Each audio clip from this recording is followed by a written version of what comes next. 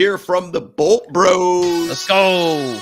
We're here for Week 13. FTR against the Raiders. That's right. Family That's trust right. respect all day, every day.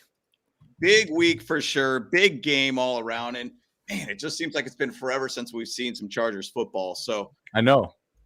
bye weeks are the worst. And, it's great to basically have some football coming up here pretty shortly. So we're going to talk about the game, kind of some of the things that we've heard a little bit about with even certain packages that we have run in the past, success rates of those packages. Plus, obviously, we'll talk about the game too, stat for stat. So let's just go ahead and get into it, guys.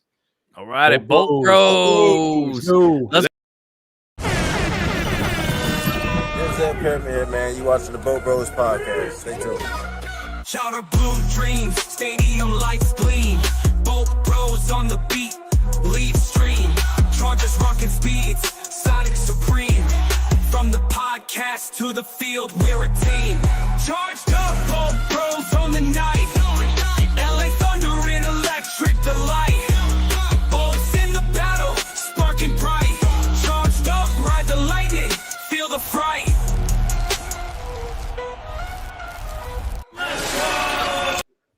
All right. Here we go. Yo, man, I cannot wait to watch some Chargers football, man. To me, it's about just getting the bad taste out of your mouth after that last game that we played. True. And I'm just looking forward to having that situated. And hopefully we can just have a straight beat down of the Raiders. I mean, all the metrics say we should, but you never know with this team sometimes. You never know. Yeah, no, exactly.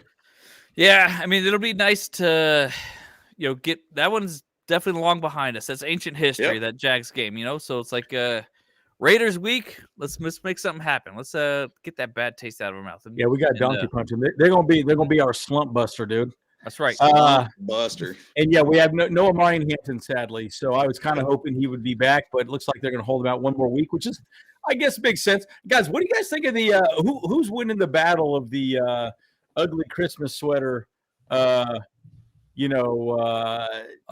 guess mine is the only one that's on point with Chargers. I guess that's a good point. You got the Charger exactly. One. Okay, you got the Charger exactly. one.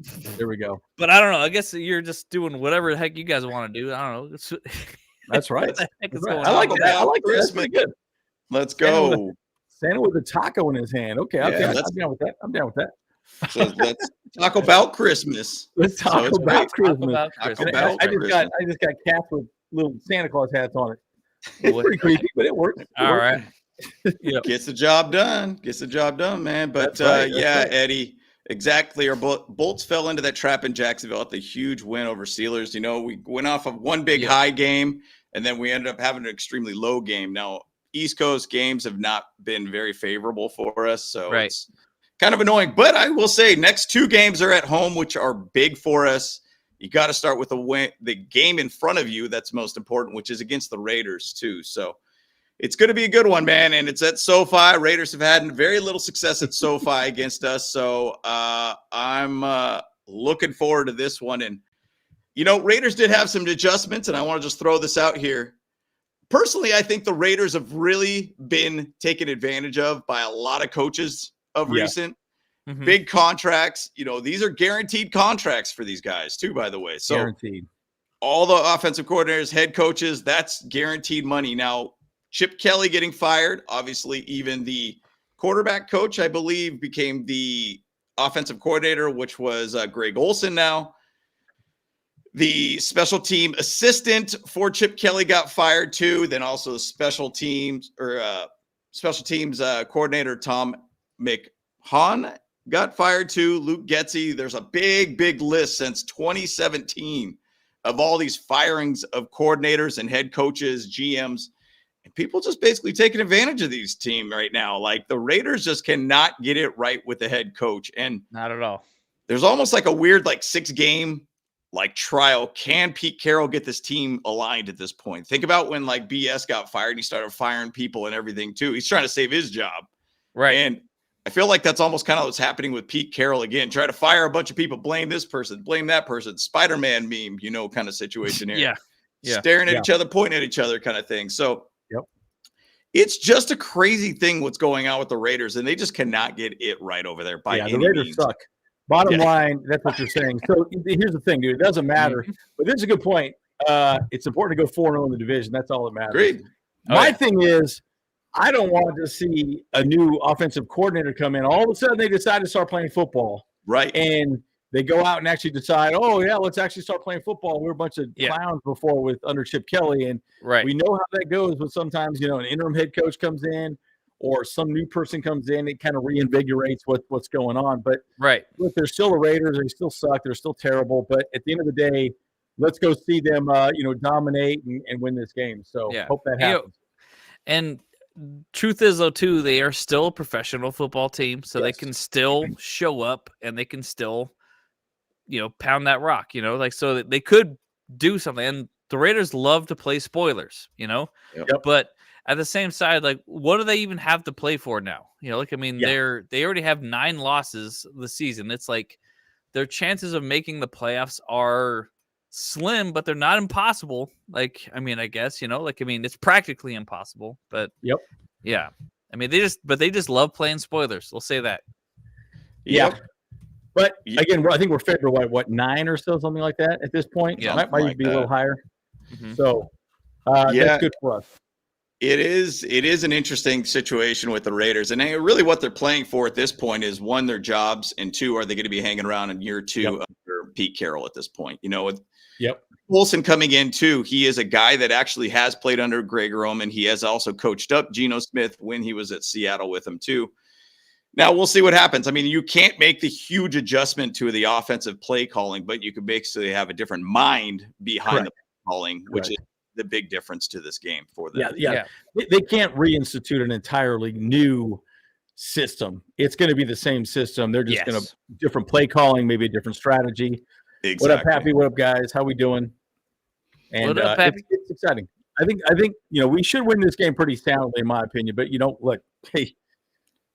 But the good news is, if we win 4-0, that's 4-0 in the division, folks. That goes a long way, right? That's huge and helps with playoff. It'd be 8-2 in the AFC or in AFC too. So as a whole, that conference record really matters a lot in seeding. And I will even show you guys a slide here, a little bit about that too. So it's a very, very big game, and it's a big game for the next 6 games for the Chargers that are actually extremely difficult too. Now, I'm just going to throw out, since it's Raider Week, FTR all day, guys. Family, trust, and respect all day here. Here is from the Electric Avenue. I thought this was a hilarious meme here.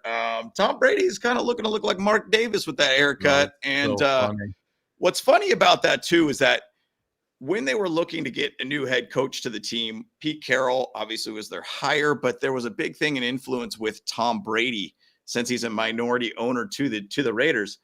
And he was really high on getting Chip Kelly as the hire. So what does that mean? Well, that was $6 million a year, 3-year contract.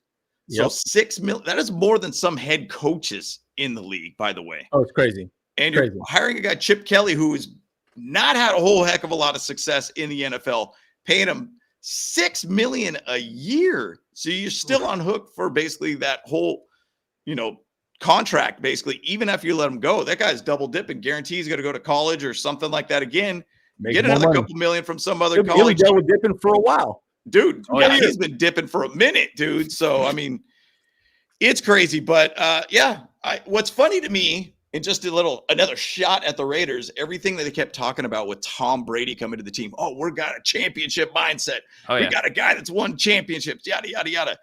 Hey, dude, guy on field is different than a guy that can manage a team, get the right hirings, right players. All of those things are totally different, guys. It's a completely different game. And you could basically say, hey, there's a little bit of a mark on Tom Brady if he really, truly influenced that contract and that signing of Chip Kelly. Bottom line, though, at the end of the day, it doesn't matter that he's there. He's not doing anything. Nope. That's your point. So it's still a crappy organization. They don't know how to win, and Pete Carroll was supposed to step in and make things better, but clearly made things, I wouldn't say worse, but they're still not good. But bottom line, they're going to try and get a quarterback. The interesting thing is, a quarterback, there's not good quarterbacks this draft. This draft has some pretty sub sub-type quarterbacks. Next draft will be much better, apparently. So interesting to see how that plays out. Well, I mean, having a coach show up and be winning like instantly is a tall order to have, though. We were very fortunate that worked out for Jim Harbaugh. First year going 11-6. But man, I mean, Pete Carroll. I mean, he had his whole work cut out for him, though. I mean, like there's not much you can do to fix a dumpster fire. I mean, you could throw some water in it, but it's not going to fix the whole problem. Yeah, 100%. So it's a hard situation for them, man. And I mean, it's going to be 1 year flip is pretty difficult. I mean, at least with the Chargers, we had players, and I think that the Raiders are lacking a lot of players throughout too. I mean, and later in the show too, we'll show kind of the stat for stat defensively, offensively, and just how bad they are right now. Kind of a terrible situation. You're going into a bad situation, but it's going to take years for Pete Carroll to get that team right. It's going to take years for sure. Mark my word. And even to say if they got money to spend, what free agent wants to go there and feel good about going there? Like, think about the Devontae Adams situation. He basically signed to a big contract, and then it was just like the whole rumor for the longest period of time. I wanted to get out of here. How long is Maxx Crosby really going to even stick around too? Who is their top player? I mean, Maxx Crosby is one of those guys that you could easily trade off somewhere, and you could get some pretty good return on investment on that one too. So we'll see what happens there, man. But once again, family trust respect here all day, every day, guys. So, yes, sir. Yes, sir. Yeah. So moving on a little bit to the slides here, we got the CBS late slot. So Sunday afternoon, if you're in the blue, it's a local game for you. So pretty much very little of America for this game. And, I just don't think that there's really a whole heck of a lot of focus on there. Now, once again, Jim Nantz, Tony Romo is like the top tier of the CBS broadcasters. So, they always get the premier game, and you can't really say that the Raiders Chargers is a premier game versus a Buffalo Pittsburgh game. Yeah, it's going to make sense that it's going to get majority of America for the broadcast. So, I mean, that's obviously just a much more interesting game, Buffalo versus Pittsburgh. So, agreed. Yeah, agreed. Well, and the Chargers should destroy the Raiders, but I mean, we'll see what happens for sure. It's in the thing is, though, I go back to week 2 and how that game was tight. I mean, 20-9 didn't seem like, if you look at the stat sheets or at least the total score, 20-9, you're like, wow, it was a little bit closer of a game, but it really wasn't that close of a game. They didn't really have much of a chance at all in that game, but it should have been a higher scoring game, and I really hope to see a higher scoring game. A very dominant win would be very, very good out of this one. And it'd be very nice. Geno Smith, if he just basically starts throwing picks, it's over with. Like, it's over with. We'll talk about strategies on that. A few people have already suggested what we should do, and I think it's pretty simple. But, look, we got to go out and accomplish what our goals are at this point. But, look, I mean, on paper, we should win this game. Should not even be a question. So we'll talk more about that a little later on. No doubt. But game preview picks. Hell, you're never going to get MJD to choose us. That's virtually impossible here. Yep. But Adam Rank, though. Adam, dang, dude. But he had it at 26-13. That's a pretty good win, by the way. So I'm okay with that. MJD is an absolute Charger hater. He will never choose the Chargers, I swear. Yeah. And regardless against the Raiders, he will always choose the Raiders. He's got faith in this Raiders team still. Oh my gosh. But he's lone wolfing it over there. Yep. Totally. I mean, really that would feel be a huge upset in the NFL if that happened. Of course, massive. Nobody saw us losing to the Jags the way we did. I just think we were pretty beat up. I think ready to be into the bye week. Agreed. Look past it, moving forward. But I think, look, I think they'll be ready to play. We'll talk more about the offense and defense. We'll go through kind of a recap a little bit about what we did offensively and defensively, and what I think we'll do moving forward too. But man, we should at least beat them by 10 points, in my opinion. I agree.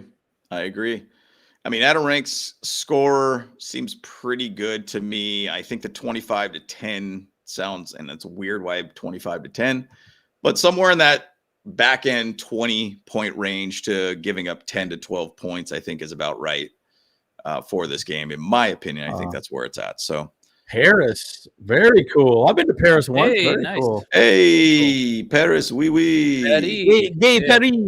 Yeah, well, so okay, you said 10 points, because currently the spread is 9.5. So yeah, so they're saying that we're favored by 10 points for sure. So okay, yeah, makes sense. I can see it. Sense. Yeah, over under is 42 or 40 points. So 30-10. How about that? Yep. Let's go. Yep. I'd love to see it. Now, I do have the slide up here for the playoffs, and this is currently the seeding right now. Chargers still in 5th seed at this point, and this is after the Chiefs have lost at 6-6, so they are out of the playoffs at this point. Chargers are still at 5th seed because win tie breaks over Buffalo and Jacksonville based upon best winning percentage in conference games, which Chargers are currently at 6-2 at this point. That sounds really weird to think. I thought it was 7-2, but we're shooting to go to 7-2. Jacksonville's at only 4-2. Buffalo's at 4-3. And then obviously we have the division at 3-0, which potentially we go 4-0 in that category, plus one more conference win and go to 7-2. So this game's big for us. And if you look fast forward towards the schedule from this point on, I mean, you got 2 home games and the next following games against the Eagles. But really the most important game is the one in front of you at this point. And so beat the Raiders. Move on. I don't see any teams there that are scary, in my opinion. I don't think New England is playing good. Yep. Denver has horrible offense, right? Yep. If our defense can actually play halfway decent, we're fine. And like Houston has a good defense, but they're 6-5. They're still struggling offensively. And then that's about it, man. Like, and KC is just, they ain't KC anymore, you know? So I just don't really feel like, I feel like the AFC in a weird way is kind of wide open, right? And I think the next 6 games are the only games that really matter, as to your point. I don't really feel like we're in this situation where any of those teams look that great. I just think Denver's going to fall off this year. I think New England's good, but they're not. I don't know. I'm not convinced of New England just yet. I just really am not. Maybe I'm a little weird about that, but I just don't. I don't know. I don't. No, you're 100% right. In my opinion, you're 100% right, because the Patriots actually, their strength of schedule right this year is easy. Bottom 3. Really easy. Yeah, because they're playing against ranked 4 teams. Like, their combined record is .375 of all their opponents. So they're playing against like the easiest teams in the league right now. So that's why they're winning. So they're in my opinion, they're unproven. You know, sure, they're winning games, and like in every team is a pro team, but they're playing against losers. So that's a good point. And I had a buddy that is a big Patriots fan, and he's like, yeah, we've been going against some of the top defenses in the league. And I was like, all right, well, let's look at their offense that from those teams, and they're like one of the lowest offenses in the league. So it makes your defense look better. Yeah. You go up against a team that's a lot more balanced, that's where it's going to be a problem for the Patriots. Right. Now, even to say with the Indianapolis Colts, Daniel Jones, I mean, he's not on the injury report, but he says he's got a fractured fibula going on with his. So there's that situation too. Keep an eye on that. You know, the Colts have been struggling a little bit in the past couple of weeks too. So this division is very wide open at this point, in my opinion. To be able to go from 5th to 2 or 5th to 1, I mean, there's not much of a gap there at this point. Yeah, I know with the Patriots, they have a very easy schedule. The Denver Broncos, I think, are one of those teams that, you know, we've already talked about, a bad offense, good defense kind of thing. So, and the Buffalo Bills have been very, very up and down as a team. Jacksonville's been getting hot of recent. So we'll see what happens. I mean, this NFL has set up a very, very fun finish for the AFC, and it's going to be exciting for this team. But once again, the game in front of you is the most important one, which is against the Raiders. So it's exciting to see, and it sucks to think that we lost that Jacksonville Jaguar game, because if we won that one, we would have been 90% chance. Of pretty much a lock. Yeah, pretty much a lock into the playoffs. Yeah, and but so, with the Chiefs losing, that really puts us in a pretty good spot of winning. Very much, sure. Very much. I mean, it'd be awesome to see Chiefs not even make the playoffs at all, and so I think that would just be awesome. But we should probably give word to our sponsor at this point and have a conversation about our sponsor, Sleeper. You think you know football? Then try your turn knowledge into real money with the Sleeper app, the ultimate fantasy sports app that can turn game day into a payday. We all need more money, baby. Let's go. Just download the Sleeper app and pick more or less your favorite players with more stats than any other daily fantasy app. Just choose 2 or more of your favorite players from a pregame or live. Pick more or less from the prediction stats, and you could win, guys, up to 100 times your money if your picks win. That's big money, baby. Let's go. Use promo code BROS and you'll get up to $100 match on your first deposit. Terms and conditions apply. As you all know. Again, use code BOLTBROS. Bolt Bros. Yeah, man. So appreciate you, Sleeper. Please appreciate you, Hog Media. Also, shout out to both of you guys, man. We appreciate the support once again, guys. But back to the game, man. I mean, I was just kind of just looking at the next 3 games, and now I get it. And I look at sections of 4 games. What does a 4-game block look for the Chargers at this point? And, obviously the Raiders are the big one. Then you got Eagles at home. By the way, the Bolt Bros will be at that game, by the way. That's going to be a great game, too. And the Eagles have been struggling. And then you got the Chiefs, too, at that point. So these next 3 games are really going to decide, hey, look, are the Chargers going to get to the playoffs? I am happy that the next 2 games are at home. Chargers play their best at home, in my opinion, and they've done well at home. So I think this is going to be good. And also primetime Herbert's been great for us too, by the way. Yeah. When you jump into we did see that offensive line to get a little healthier too, and more consistent, unfortunately. And we'll talk more about that here. We'll talk about that here in a second. There's some shakeups in the offensive line too, for sure. Well, but again, when you're a team that just wants to run the ball, it's very hard to run the ball with a crappy offensive line, and that's what we have right now. I mean, across the board. I mean, we're about as bad as the Raiders, offensive line wise. That's pretty bad. So that's not a good stat to have, and unfortunately, that's where we're at right now. Totally, but just looking at the injury report here, it was kind of nice to see it on Wednesday, and you're like, wow, 3 guys on the report. Like, holy smokes, that bye week really helped out for us. Like, is this real life? What? Is this real life? Yeah, that's a little kid or whatever it is. But so it's crazy to see that. Like Trey Harris with the jaw situation. I don't know, maybe got some wisdom teeth pulled out. I don't know what happened there, whatever was going on there. But Omarion Hampton did get basically put on the 21-day window to be activated from the IR, is not going to be active this week. I think they're trying to make sure his ankle is correct. It's not a high ankle sprain. It is a fractured ankle. A fractured ankle, which is wild to think about, that he's had a fractured ankle. And it's funny because even Matt Money Smith was talking about like looking at when he got injured, and you're like, it didn't even look that bad, but maybe it was just a stress thing situation that happened to his ankle. Or just kind of gave out for one way or another. I don't get it, but they might hold Tito Abonia out as well too. Sounds like. So the thing about the IR too, you only have a limited amount of IR activations too. So we basically have already activated. Falling players were activated from the reserve injured IR. I mean, they already list Tito Abonia being activated. But the ones that have officially been activated: Josh Harris, Deshaun Hand, Dean Leonard, Khalil Mack, and Denzel Perriman. You could only do 8. I think it's like 8 total. 8 in season. So if you get a Tito in there, this would be basically 6. You could activate Omarion Hampton. That'll be 7. And then when you get in the playoffs, you could activate 2 more too. So there's not many slots. A lot of these guys need to find a way to stay healthy. If they get injured, there's a chance that their season could be over with. It's kind of something to think about here too. Now, obviously, if you go into the playoffs, you get a guy that might be on the IR, and then you could activate him then too. But I there's some weird suspicion that I would love to be able to find Joe Alt back off the IR. Like, what if that ankle gets a little healthier? Some people talk about that ankle surgery can have a quicker recovery element to it. Who knows? I'm just being suspicious. I highly doubt it. That's not going to happen. But he's out for the season. I mean, there's no chance he's coming back, guys. Reason why I'm saying that, because J.K. Dobbins for the Dolphins, they're saying that he could come back this year. And so if he had a jacked foot too, for the Broncos.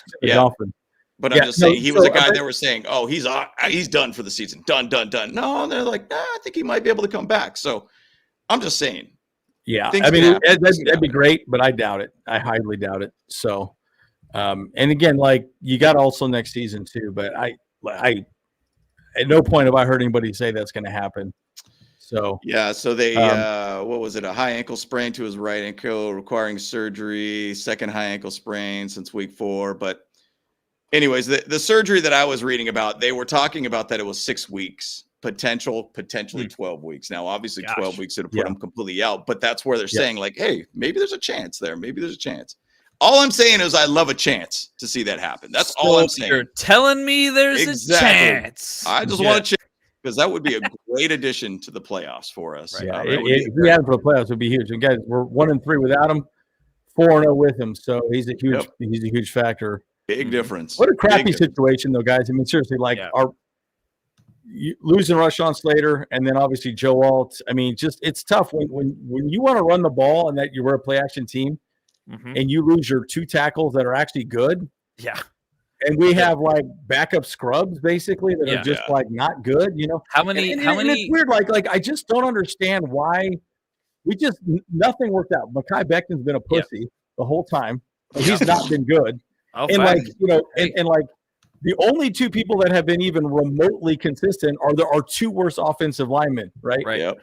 Bozeman and Zion Johnson, and everyone else has just been horrible, right? So it's just really frustrating. So it's tough, man. I mean, that's just going to limit what you can do. It would be nice to have Joe Alt back, but man, I highly doubt it. I highly doubt he's coming back. Yeah, Becton's been horrible. I think he's a 44% or 44 PFF grade. Terrible. Mm-hmm. Yeah, he's not been good. I mean, it's very possible that Joe Alt actually had fractured his ankle or something like that too. You know, because I mean, he had that high ankle sprain or whatever, and then literally the 2 weeks after he came back, he literally had a whole like 300-pound lineman fall on him. Actually, not really fall, like actually really like kind of tackle his ankle. Yeah. So it's like, dude, I mean, I'd be surprised if his foot hadn't swelled up like the size of an elephant at this point. You know, it was definitely bad for sure. Yeah, it was pretty bad. I mean, it was a big dude. I mean, was it Pipkins? Was it Pipkins? Right. Well, Pipkins chucked the dude towards him. Yeah. Oh, that's right. Yeah. Pipkins, actually, that's right. I think it was Sebastian Joseph Day that actually went into his ankle. Yeah. So what a turd. It sucks. It sucks to see that, but you know the thing about it is, and we'll talk about the offensive line and what they're stating that is going to be the starting line. I mean, you got to get it right. If we're going to get in the playoffs, we got to figure out a rotation that works. And you know what? We'll see what happens here. And this is going to be the first test of the new O-line at this point. So, and what is our new O-line now? So, yeah, I'll show you a slide here shortly too. I don't know who took the slide out of there, but I was going to jump through the Raiders injury report here. So Adam Butler, defensive tackle, questionable. Maxx Crosby definitely will play. You know, that's going to be honestly the guy you have to focus on. Like that is the guy on defense you have to focus on. Do not let him attack Justin Herbert. Just stick him, put 2 people on him, chip him all day. DeMay Holmes, questionable. CB, Tyler Lockett, he'll be playing. Michael Meyer, one of their tight ends, gone out for this game. Which is Jordan Meredith, questionable. Yeah. Obviously, their offensive line is trash too. You know, I can't say much about our O-line either. Trey Tucker's a very good wide receiver, and he's burned us a few times in the past. Zamir White has an illness, so he'll be questionable for this game. So, you know, I mean, easily with this game, and what it's about is trying to find a way to basically hold down Maxx Crosby. Don't let him do a whole heck of a lot. Offensively, there's not a whole heck of a lot of targets outside of Brock Bowers that you're going to basically say, hey, they're going to burn us at this point. Yeah. Like, that's really the thing about this game. Find a way, basically hold down Brock Bowers. You know, Tyler Lockett's gotten some deep passes and actually has done pretty well with Geno Smith. They have obviously a commonality there. I assume they're going to probably hold a whole heck of a lot of targets to Tyler Lockett in this game, just because there's a commonality within Geno Smith and also the offensive coordinator that they now have, Greg Olsen, too. So I think those are the 2 guys you really need to pay attention to at this point. Trey Tucker's another guy that could beat you underneath and even some of the out routes too. So we'll see where it goes with this one. But I'm excited about this one. There it is. Yeah. So it looks and like I have a slide that we'll talk about that too here shortly. We'll talk about that too. But I think Penning's going to be moved to more of like a swing tackle because he can pretty much play every position. So we'll see how that plays out. Yep. And just to say this too, I know tomorrow, the games are the Navies too. And I'm bringing this up too also because Khalil Mack was nominated for the Art Rooney Sportsmanship Award nominee too. So really good. But once again, those Navies, great. Navy nuts to butts, dude. Top to bottom. Let's go, dude. And great uniforms. Those are tough uniforms and should really bring a good vibe for this game.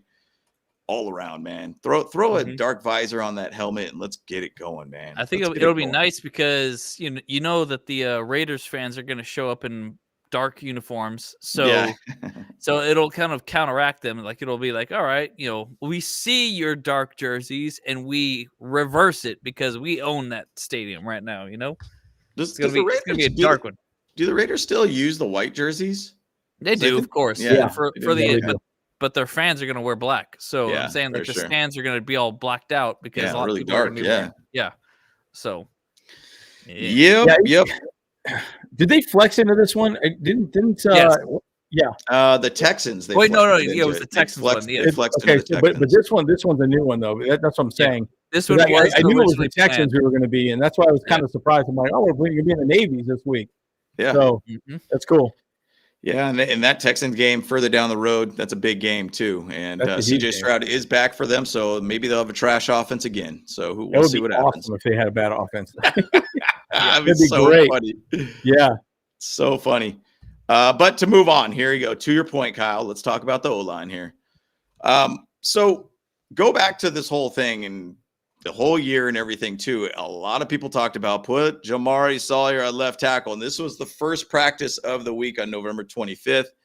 Jamari Salyer was playing left tackle. Wow, here you go. Revelation here too, guys. Finally get him out there because I think when he started playing for us. Yep. Oh, video games, dude. Yeah. He was the hero. That was the hero thing. Finally.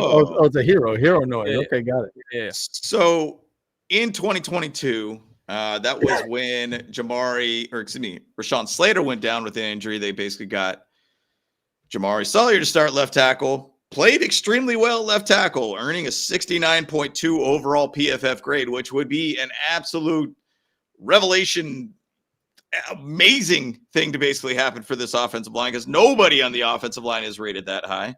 He had a strong 76.4 pass blocking grade too. And one that was recognized as Chargers' most underrated players for his performance. So this is one of those things that if he could come here and do that again, that would be an absolute great addition to this O-line that sorely needs some stability to that left tackle position. I wouldn't expect a whole lot, guys. Like he's not going to come out and be Rashawn Slater or Joe Alt. So let's temper our expectations. But you might make the argument he probably might do better than Trevor Penning did. Right last week. Yeah. And Deckless too. I mean, Deckless, exactly. But my point is let's not expect him to step in and just be all of a sudden Superman, right? But is he better than Penning? Maybe, right? But I would just make the argument though that it's probably like sixes. These guys probably have played halfway decent here and there. And there's a reason why he hasn't played left tackle. It's probably because he didn't look that good all season so far. And now they're like, well, Penning didn't do great. Deckless sucks. Well, let's see what Jamari can do. And that's kind of where we're at right now. And again, I'll be perfectly honest. I mean, I see what you're saying, but I'll counter you as well. Because when Salyer stepped up to play for Slater, when Slater went down for that bicep. In 2022. Yeah. 2022, he did amazing for the first 6 games. He didn't do amazing. He did okay. He literally had 0 pressures and 0 sacks in the first 6 games. So he did not have that stat. No, he did not have those stats. He was good. He was good, but he wasn't amazing, right? He wasn't. He wasn't as good as Slater. He wasn't as good as Slater. That's what I understand. Of course, yeah. But he was a huge step up in a big way. That's what I'm saying. That's all it is, and that's what we need to see. I mean, we need to say he started 14 of 16, 17 games that year. He had a run block grade of 53.3, which is not the greatest, but it's it's about on par what the current O-line is at this point. But his pass block grade was 76.4, which is that was better. But his run blocking is really bad, right? And that's where Penning was good. So you have to ask yourself this question: you want a run blocker or a pass blocker? I think for a left tackle, to your point, pass blocker is better because that's what's going to be putting Justin Herbert in harm's way. Yep. But you're not going to be pushing or moving the pile because he's not very good at run blocking, right? So I'm just saying you're trading off. That's what I'm saying. You don't expect. I think everyone seems to think that he's going to be some sort of Superman out there. No, of course. He's not going to be Superman. He will be okay. He needs help on that side. Pipkins needs help on his side. fact, we're going to the formations, which kind of surprised me, guys. I was shocked when I saw the formations that we run most successfully. It's going to blow your mind. I did not expect it to be this way, but we got a super chat here as well, too. Which one of you can get best postman flop reenactment? Kyle, you can do it, I'm sure, for sure. Well, you just like, Flop. he just all of a sudden he got pushed, and then he was like standing there, and all of a sudden, It's weird. It's so like, weird. What the heck how, was like, that, dude? He's such an so frustrating. You know, this is kind of like a season of what could have been, right? I mean, come on. Like, I just wish we'd been healthy, you know, but like coulda, woulda, shoulda is what it is. Every team's got injuries. We just have two of the worst injuries, I think. You know, both of our tackles are gone. Is it me, or does Andrew seem like he wants to rain on everybody's parade? We want to find some positivity and some hope here. And it's like, it could have been this season. Right? Could have been that. I mean, I get it. There's a lot of injuries that we're dealing with here. But bottom line, hey, we're just hoping that we could get a stable looking line for once. And I did pull up Jamari Salyer's 2022 rankings and what he had. He had 48 pressures allowed, tied for 43rd in the league, 3 penalties. So he's second in the league in penalties, which was actually really good. And I think that's a very good metric that I think a lot of the coaching staff loves to look at, like Bradley Bozeman or Zion Johnson. I mean, they get penalized here and there, but they're really not that highly penalized. Right. And he only allowed 5 sacks all season. I'm going to say that's a huge upgrade from Deckless. That's going to be a huge upgrade from probably what you're going to be getting out of and I think Penning too at this point. I mean, he already gave up 1 sack and 5 pressures in his first start at left tackle. So those sacks that's a big difference later too. Like, I mean, his first couple starts, he was pretty much, you know, in the 90s. Yeah. I think. And that's great. And that's great. So, I mean, hopefully we could get that. I mean, we got 6 games ahead of us, plus playoffs and everything too. And Larry, that's where my head's at too. What about Bobby Hart? Like, where would you put Bobby Hart? Like, he's been really good for us at right tackle. Obviously got Trey Pipkins over there at this point. But, I mean, could you put him at left? Could he go there? He has played left in his career, so why not? Why not? Yeah. Is he only good at the right side and terrible at the left side? I don't know, but he's not an Ambi Turner. That's what it is. He's not an Ambi Turner. Yeah, exactly. He can't do both. No, but it's interesting though. Like it's just frustrating because the offensive line has been so inconsistent.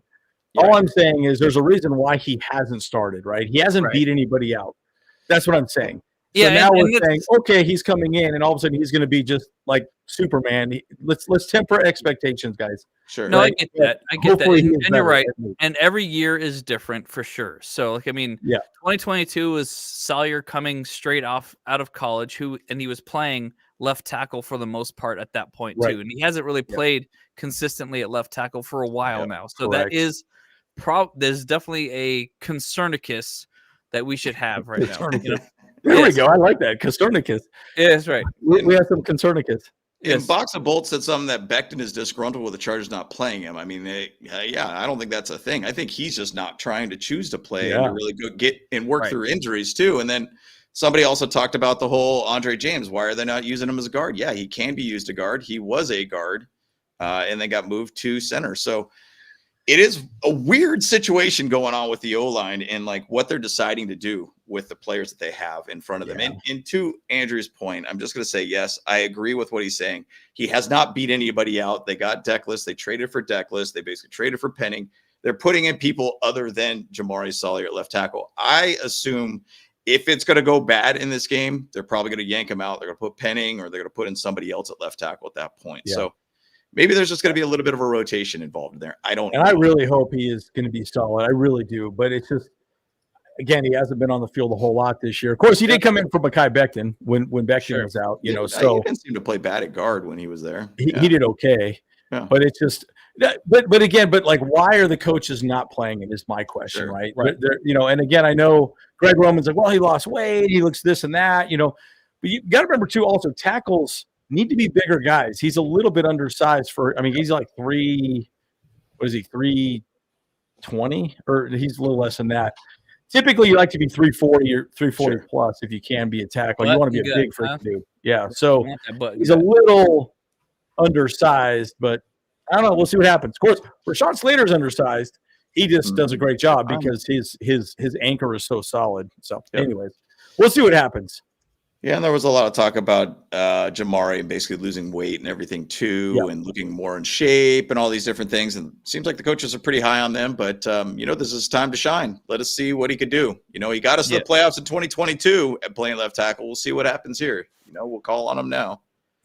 Yeah, and we'll go through all the offense and defensive formations because I've been doing a lot of research on that. It's pretty interesting. Oh, sick. So we'll go through that when we review the stats. Yeah, I got a couple slides on a couple things that I think that people really like as in formations and what is working too. So, but to go back to the offensive lines, there's a battle of defensive lines in this game, guys.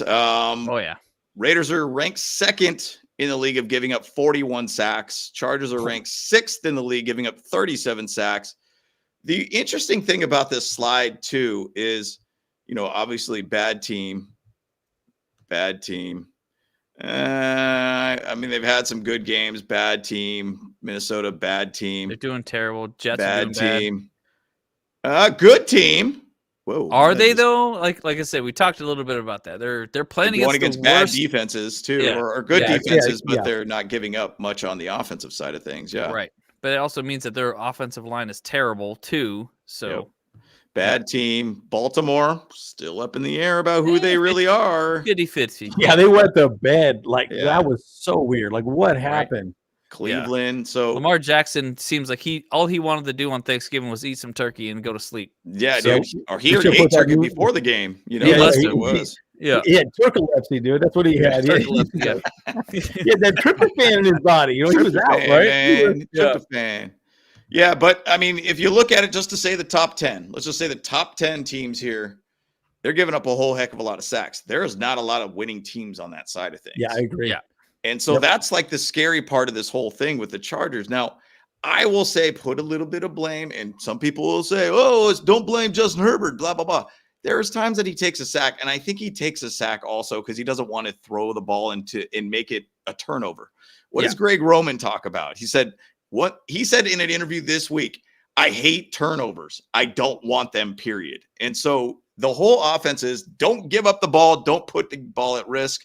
Yeah. Justin Herbert basically looks at it and says, okay, hey, should I try to throw this ball, assess it? Okay, I don't. I'll take a sack and move on from there kind of thing.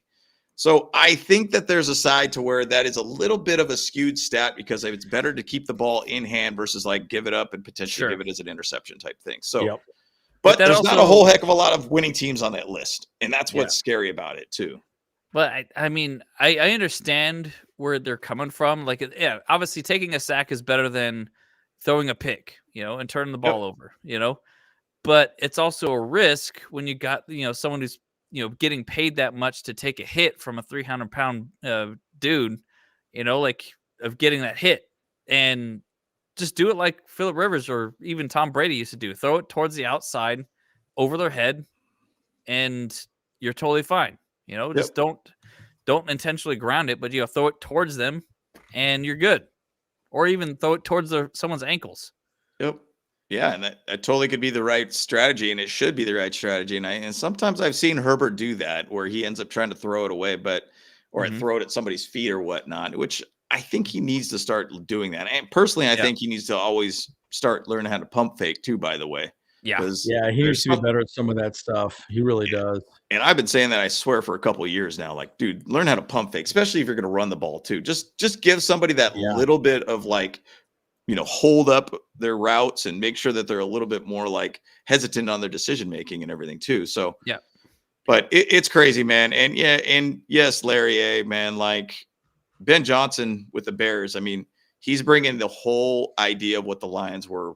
The offensive lines are going to be maulers. They picked up Drew Dahlman, which was a guy that I wanted on this team as their center, and they did not go after him. He signed quickly with the Bears. So it's crazy to see. But you have to imagine when the offseason, we got more than $100 million. We got 6 draft picks. We're going to really attack this O-line because there's really not a whole heck of a lot of holes in this team outside of that. Yeah, I would say this too, though. Greg Roman is not an innovator. Ben Johnson is an innovator. He is. And I that's my frustration with Greg Roman is he's not going to throw a lot of crazy wrinkles like Ben Johnson does, right? That's the one thing that does frustrate me about him. Pretty vanilla offense. But again, it was all built on just pounding the rock, right? Yep. And now that we don't have two tackles that can move bodies, guess what? That's a big part of what Greg Roman was brought here to do, and now he doesn't have the people to do it, so it's pretty bad. So I will say, though, you got to give a shout out to the coaching staff regardless. The 7-4 being with the amount of injuries that we've had. Yeah. I mean, you're down to RB4 at this point. Injuries. We haven't had injuries on the offensive. We haven't had wide receiver injuries. We've had running back injuries and offensive line injuries, right? Yep. So but the wide receivers have been fine, right? So that's a big difference. Got to give a shout out to them because there are a lot of teams would have folded at this point, man. They would have. A lot of teams would have. So for sure.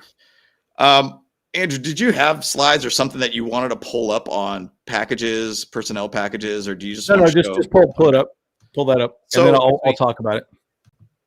This is the 22 personnel that everybody talks about, and I'll let Andrew talk about this one. And the reason why I brought this is because everybody's like, run that, which we've talked about quite a bit too. Yeah.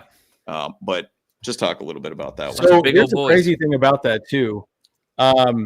So our number one package success rate, and this is crazy, I did not know this, that we run.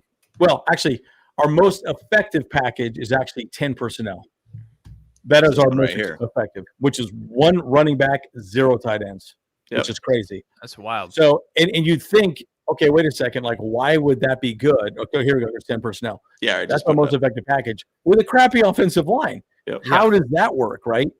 But the reality is Justin Herbert getting the ball out quick, right? Yep. So if you notice, they try to do that. Sometimes they have a problem with it. Again, we tried that with the Giants. The Giants did a really good job of breaking up those little short, little intermediate routes. That's what they did wrong. Having said that, our second best is 11 personnel, 1 running back, 1 tight end. So you just have 1 tight end on one side to help with the edge rusher, right? So maybe on the left side or the right side, depending on what you want to do. But the success rate is 45%, right? So it's pretty good. And again, but the 10 and 11 personnel is our most commonly used package, which I was shocked when I thought about, right? The crazy thing is 22 personnel and 21 personnel, 2 running backs, 1 tight end is actually our least successful package, which is crazy to me. This package right here. Yeah. And it was, so again, we call that our ogre package. I think the only reason why it worked really well for a while there is because Oronde Gadsden was getting open and he was getting deep downfield. I think a lot of people have been kind of blocking him up, and they know when they're in 22 personnel, they're like, all right, dude, we're going to put our best person on that guy.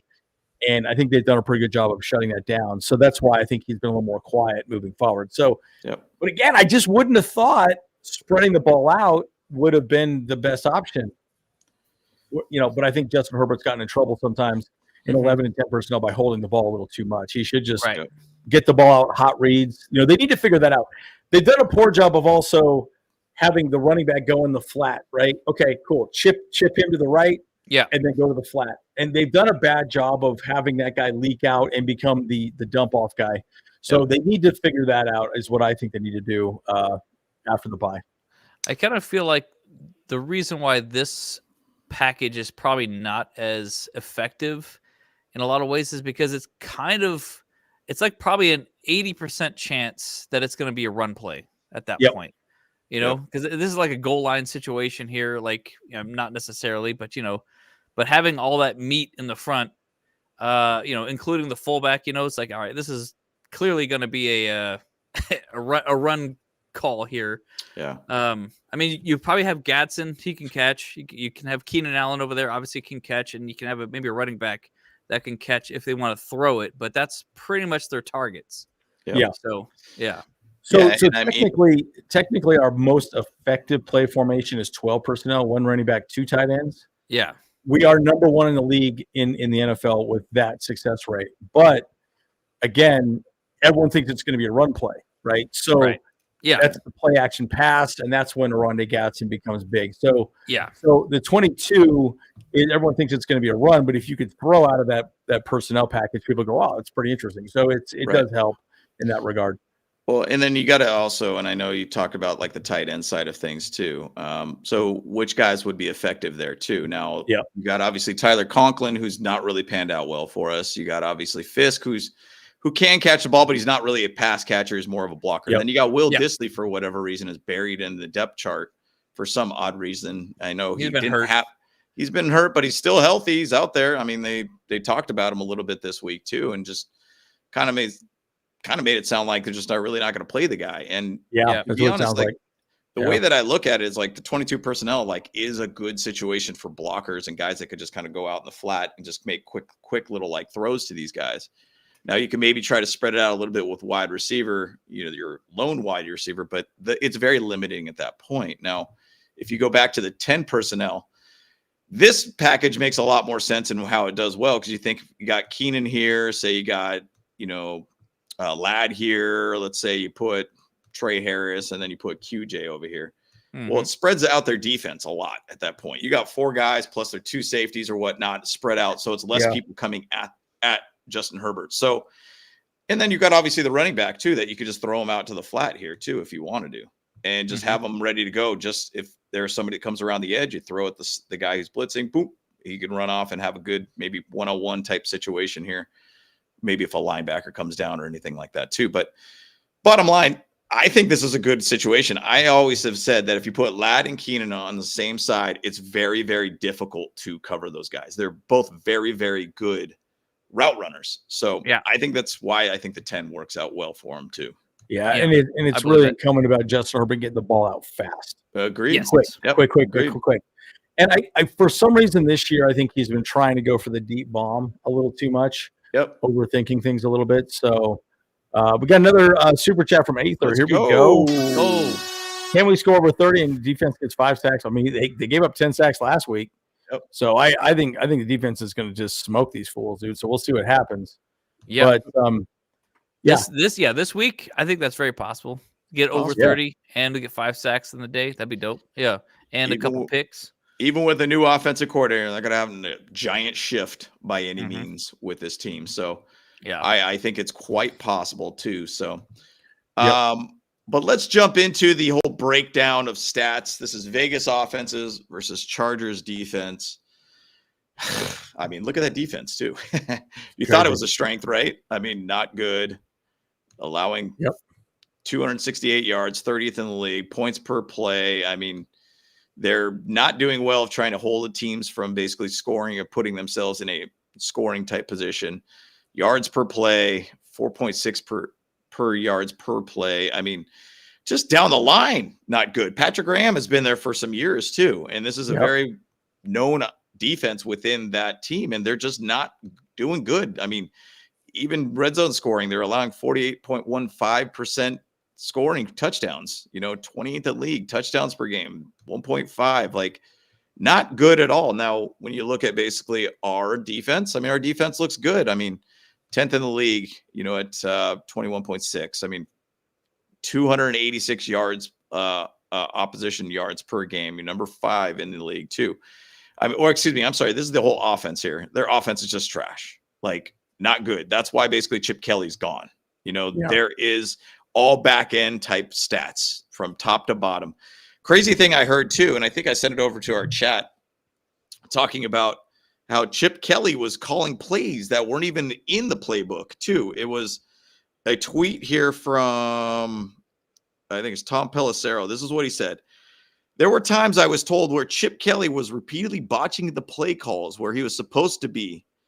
For instance, tagging the motion on a play so the receiver's on the left, not the right. He forgets to say it to Geno Smith at the line of scrimmage and Geno Smith's at the line of scrimmage saying, this doesn't look right. They're trying to run a play, Tom Pelissero said. Chip, I was told, was on several occasions called a play that was either not in the game plan or not installed at all. That is not good at all. So are you talking about? Yeah, dude was just like all over the place. Not like, a part of we're the going to do this one. All of a sudden, we didn't practice this one. Let's just do it. Yeah. I mean, not a part of the whole plan. I mean, you think about 60 plays, you probably are thinking, okay, this is how we're going to mix in through the game. Make sure you remember how to call these plays, all these things, where this player is at, everything too. Right. And then he's like changing it up all of a sudden. Like, terrible. You can't do that as an offensive coordinator, man. Yeah. You cannot. So one of the things that the Chargers do a lot So they run the big nickel package, which is like 2 defensive linemen, 4 linebackers, so 2 edge rushers, two linebackers in the middle, and the rest are cornerbacks, right? So it's 2, 4, 5 basically. So, but the reason why they do that is that's Derwin James is in the slot, so he can run the big nickel, and again, the success rate is 42.3%, right? So 12th in the league. So that's pretty good. But actually, we're actually better in dime, which is 4.25, that's our best success rate. 5th in the league. So those are pass only situations. So it's kind of weird because I feel like we've done well, but we've also been not great. Now, again, the light boxes.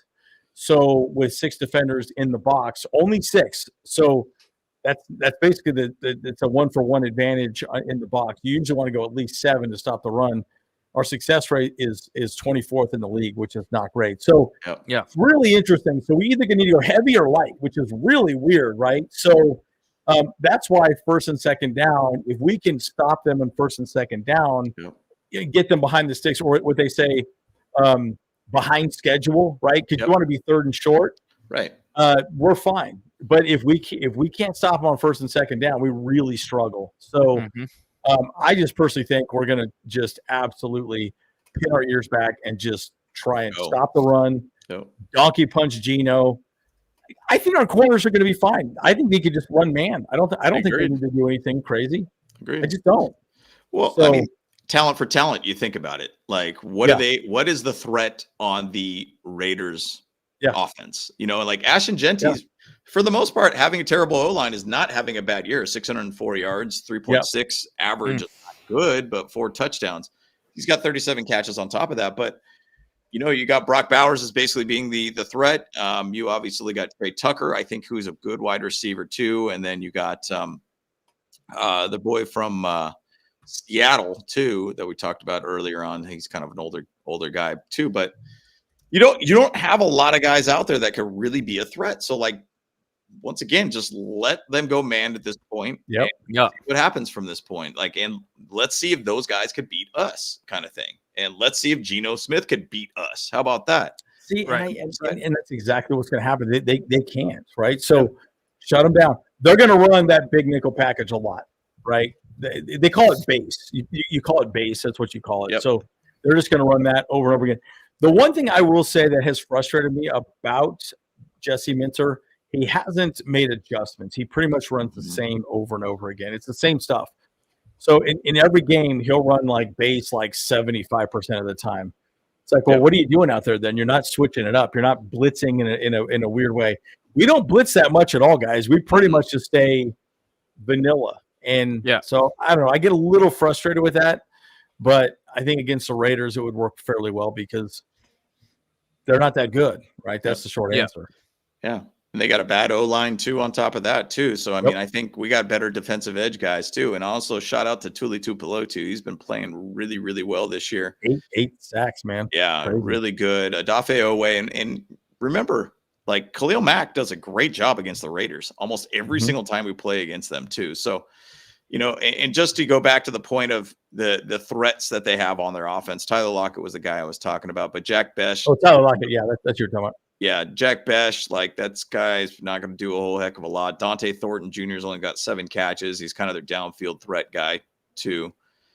You know, that's about it. And then their offensive line is just kind of a mess too, just as similar as our offensive line. So, I mean, hey, I think we could just go man on man and just, hey, let the dogs go. Just let them just go after them. I mean, the Browns got 10 sacks on this team last week. Like, wow, that's crazy. That is crazy. I said that Myles Garrett was going to get 5. I think he ended up having 3 in that game, but they got total of 10 for their team. I mean, they were so crazy.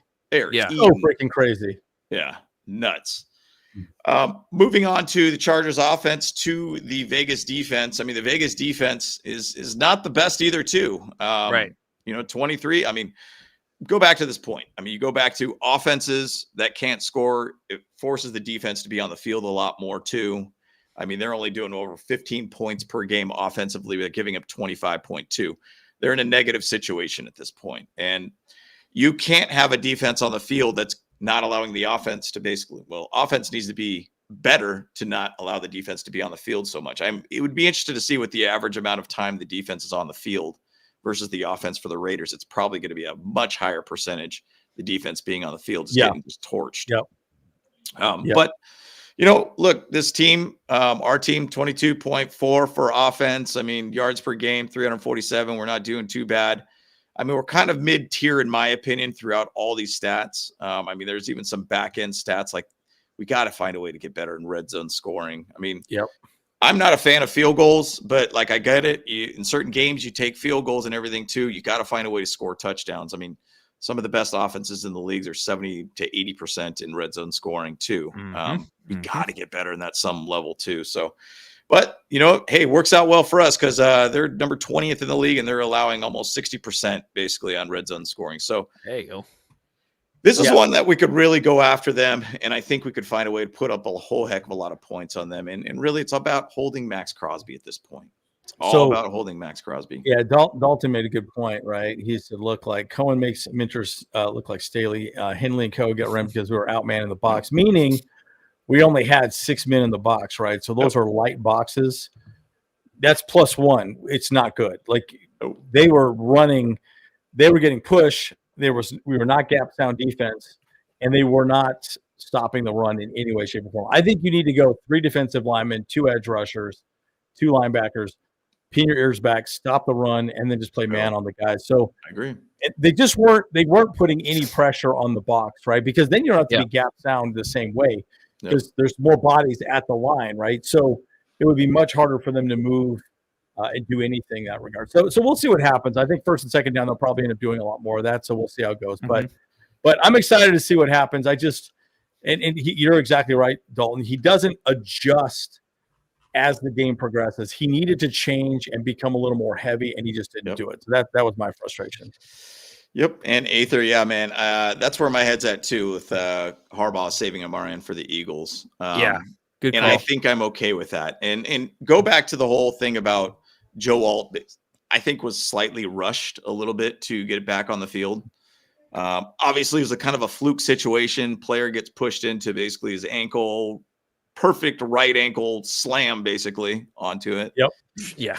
But, at the same side, you want that ankle to be able to withstand something like that. Yep. And that's the thing I think Omarion Hampton is, hey, we now know it's a fractured ankle, not just some high ankle sprain type situation here. Yeah. It's a much more severe situation. So, yes, save him basically for the Eagles game. That's going to be a very, very big game. But once again, we got the Raiders here. Let's go out there and destroy them. Let's go out there and make it happen. And let's just get it done. And I guess I'll just say my last little thoughts here too. I already said it and talked about it earlier this week, or excuse me, in the show.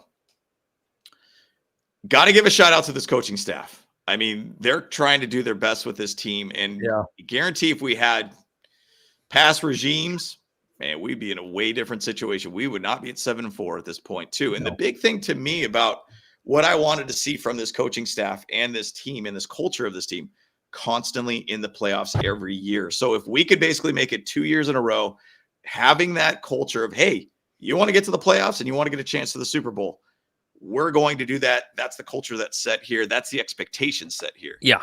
And that's one thing I really, really love about this team so far is that they're fighting through it. And this coaching staff is not giving up at all. And I don't think the players are giving up either. No. So I love seeing that, but let's go out there and just demolish the Raiders.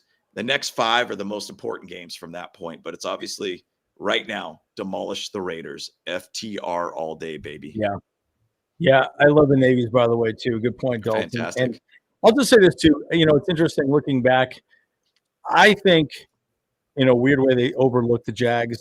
I think they were kind of thinking about the bye week. You got to remember, too, they've been traveling a lot. They played more than just about anybody. They practiced more than anybody. Remember, they practiced 2 weeks before anybody else. Yep.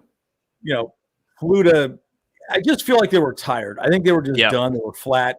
And they look bad. And I think the game plan was bad. I think the coaching was bad. I think the execution was bad. Across the board, everyone said, oh, wow, we sucked. And they did. Having said that, the good thing about the bye week, I think it's given the coaches an opportunity to say, okay, cool, we need to figure this out. Again, you poo-pooed the idea of Jamari Sawyer being the left tackle. We'll see what happens. I hope to God he comes out and turns into Superman out there. I really do. I just don't know that that'll happen. Having said that, that's at least the coaching staff trying to make a change, trying to figure something out, and going from there. The weird thing is, after looking at all these stats, there's a lot of good to come from it. I think you either go power or you spread it out.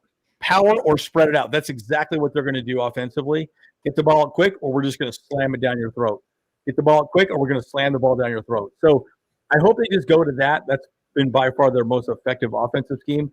And defensively, I just think they need to rotate around a little more, blitz a little more, disguise the packages. You already know you're going to run base most of the time, but switch it up. Make it at least not look like base every time, right? I just feel like it's been a little frustrating. It's become a little too predictable. And if you're in the NFL, you're predictable. It doesn't work out too well. Yep. So, well, we got another super chat. Yeah, it's a great one, though. And people have been saying that in the chat here, too. You know, the truth is, if we do lose against the Raiders. Oh, boy. God oh, boy. Yeesh. Oh, boy. Yeah. Oh, boy. Might have to kiss our playoff streams goodbye at that point. Yeah. Like, it does reduce our chances for playoff spot by like down to like 25% or something like that easily. Yeah, I was actually going to pull that up here in a bit. Yeah. That'll be good. But I mean, guys, I'm happy that we have some Chargers football back. You know, that's for sure. You know, so it's good. After a terrible game against the Jags, and then a bye week, whatever that. So maybe at the same side, like we're all saying, is that still maybe they chose to lose that game, and that's why like we just came out falling flat, you know, because he's like, you know what, let's just use this as a game to recover from, let them do whatever they want, and just kind of just move on, you know, and just be prepared for the last 6 of the season. I don't know, maybe that's just the thing. I don't know. That sounds like a terrible strategy in my book or whatever. But yeah, I know. Go out there and you play to win the game, right? Yeah, you play to win the game. Exactly right. You know, sorry. Yeah.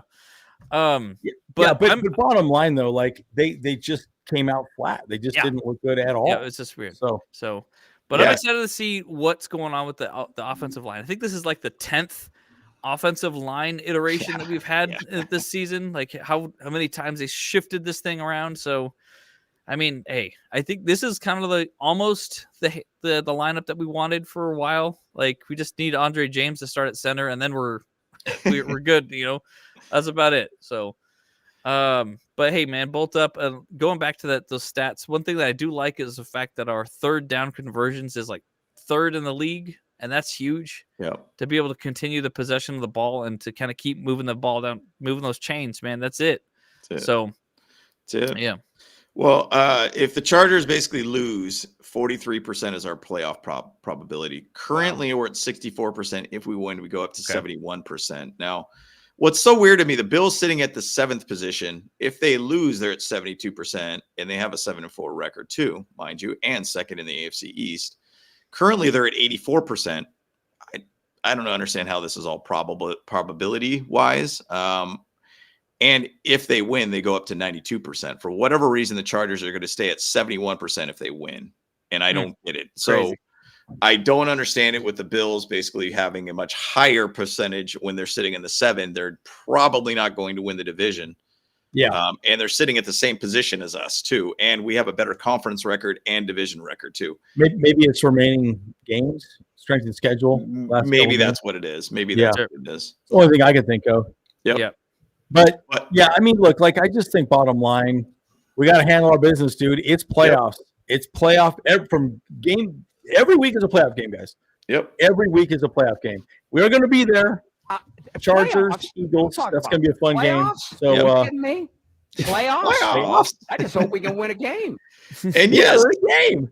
But I'm very curious to see how we switch things up offensively and defensively. I just really hope we get a little bit less, predictable on both sides. Let's bring out those broomsticks, my guy. Yes, let's sweep the Raiders for 2 years in a row. Let's make it happen, man. So I'm excited about it, man. So Kyle, I think you got something fired up over there too. By the way, yes, I do. I got one more thing for us, and that is the cursed team of the week. Here we go, guys. Cursed team of the week. Cursed team of the week. Every week. Yep, let's go. Yeah. If it lands on a game that has already happened, then we'll have to spin it again. We should also give Vikings. away some Okay. prizes here too, though, Kyle. Oh yeah, Yeah. maybe. Okay. Hey, Oh, the looks Vikings. like the Vikings are going to be the cursed team of the week. Yeah. They've been pretty cursed already. They don't have They've been JJ pretty cursed. McCarthy there too. I mean, We're that's, going to that team continue is to curse them. Continue that to curse them. continuously cursed. Yeah, that Yeah. is over with for them. So yeah, they're Yeah. toast. All right, one You- more then. One more then. Yeah. No, One I don't more, wanna do one that. more. I wanted to put it on the Chargers at some point, so I don't want to see that. Yeah, Yeah. those are the Chargers.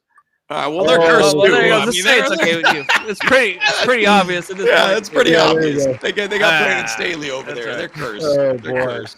Yeah, So curse the Chargers. No, we're not doing that. We're not doing that. Spin it again. Nah, stop that. Yeah. Stop that. Stop the spinning, No. man. I don't want to get Hey. cursed. Oh, we We've already already know the been Chargers cursed. are cursed too, though, man. Yeah. So yeah. Jeez So, Yeah, Louise. We'll do the post game show. We'll give away something for everyone on the live for the post game show. How about that? That sounds good. yeah, sounds good. Sounds good, man. But yeah, but guys, I'll be trying to watch the game. You can watch the game with me live on Kick. That's where Kick. that's where I'll be putting it on. So On yeah, Kick, okay. on Sweet. Kick. Yeah. Lovely. So I got clapped on Twitch. So like I'll move it over to the Kick right there I'll do it there until I get clapped over there. So yeah. That's awesome. Awesome. Together and get clapped there. All right, move on. Yep. But also, I will be at the Bull Pride 602 watch party at the Native Wiggins in off of Ray in Phoenix. So come on out, guys. I'll put up the flyer on our posts on our YouTube channel too. So give it a shot and come on out if you're in the area. All right. I'll be watching it at home with some of my homies. One final announcement too, though. So I hope you guys are ready for December 5th. I think that's the day that's going on. Coming up next week. Yeah. They've got the VIP summit coming up right now. It's like it's a super awesome thing that Rivers Lake Yacht Club's putting on. A whole bunch of content creators are going to be there. We're going to have this whole panel thing. I think we almost have the lineup set up for that one. So it's an in-person event for sure. Exactly. So I'll be on that panel. I don't think James or Kyle will be there. Yeah, I won't be able to. Yeah. But I will be on that panel. It should be a lot of fun. So Corbin Rivers Lake Yacht Club is running that. It's gonna be a lot of fun. It's gonna be a good time. We'll throw out the maybe I'll flyer wear to this. that for Maybe I'll wear this sweater up there. What do you guys think? Huh? Oh, boy. Shoot. Boy, everybody's like, yowzers, what is that all about? Who is that guy? Jeez Louise. Peacocking up there, dude. You're peacocking. Yep. I love it. But, well, guys, appreciate it. Appreciate you guys tuning in. Let's go ahead and go beat them Raiders, sweep them Raiders for the second year in a row. And once again, it's always family, trust, and respect around here all day, every day, guys. Absolutely. So let's get it. Let's get that dub, guys. Let's get it rolling. Okay. All right. Bros. guys. Go Bros. Let's go. Hey, what's up? Cameron Dick here watching Bolt Bros podcast.